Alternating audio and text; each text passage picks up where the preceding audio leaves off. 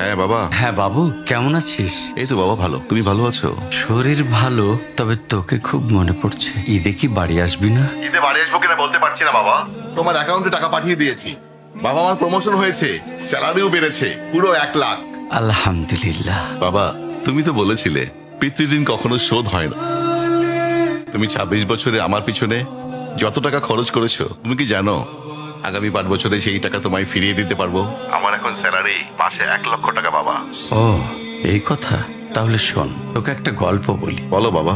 তোর বয়স যখন 4, তখন আমার বেতন 3,000 টাকা। 1200 টাকা ঘর ভাড়া দিয়ে 1800 টাকায় চলে সংসার। আমি আমার সাধ্যমতো সারা জীবন চেষ্টা করেছি তোর মাকে সুখী করতে, প্রতি ঈদে কোরবানি দিতে। তোকে যেবার প্রথম স্কুলে ভর্তি করালাম, সেবারই প্রথম আমরা আমাদের কোরবানি দিতে পারিনি। সে বছর তোর মাকেও কোনো উপহার দিতে পারিনি।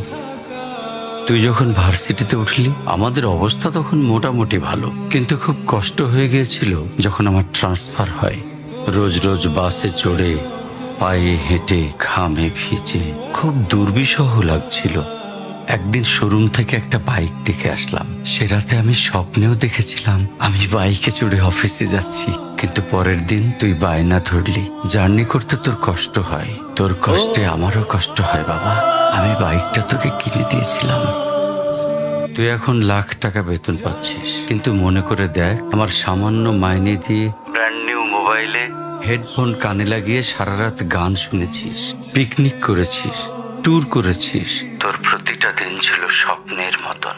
আর তোর টাকা নিয়ে আমি এখন হার্টের বাইপাস করাই, ডায়াবেটিক মাপাই। জানিস বাবা, আমার মাছ খাওয়া নিষেধ, মাংস খাওয়া নিষেধ।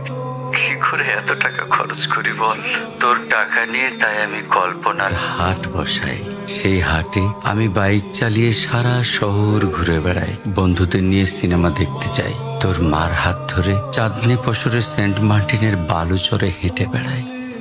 চুপ করো বাবা প্লিজ, আমি তোমার কাছে চলে আসবো। তোমার টাকা না, আমি তোমার ভালোবাসা তোমায় ফিরিয়ে দিব বাবা। বোকা ছেলে, বাবাদের ভালোবাসা কখনো ফিরিয়ে দেওয়া যায় না। তোকে একটা প্রশ্ন করি বাবা, ধর তুই, আমি আর তোর খোকা তিনজন এক নৌকায় বসে আছি। হঠাৎ নৌকাটা ডুবতে শুরু করলো। যে কোনো একজনকে তুই বাঁচাতে পারবি, কাকে বাঁচাবি? উত্তর দিতে হবে না। ছেলেরা বাবা হয়, বাবারা কখনো ছেলে হতে পারে না। পৃথিবীতে সবচেয়ে ভারী জিনিস কি জানিস? পিতার কাঁধে পুত্রের লাশ। আমি শুধু জায়নামাজে বসে একটা জিনিস চাই, আমার কবরের ঘরটায় যেন আমি আমার ছেলের কাঁধে চলে যাই। তাহলেই তুই একটা ঋণ শোধ করতে পারবি, তোকে কোলে নেয়ার ঋণ।